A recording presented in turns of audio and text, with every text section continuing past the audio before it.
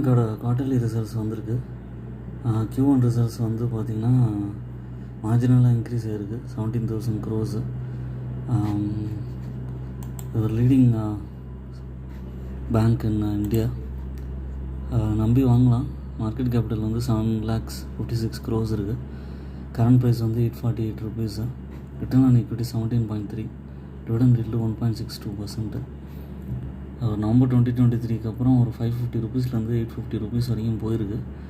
அது கண்டிப்பாக வந்து ஒரு பை அண்ட் டிப் ஸ்ட்ராட்டஜி தான் இதில் பண்ணுவோம். லாங் டேர்முக்கு ஹோல்ட் பண்ணக்கூடிய ஸ்டாக்கு.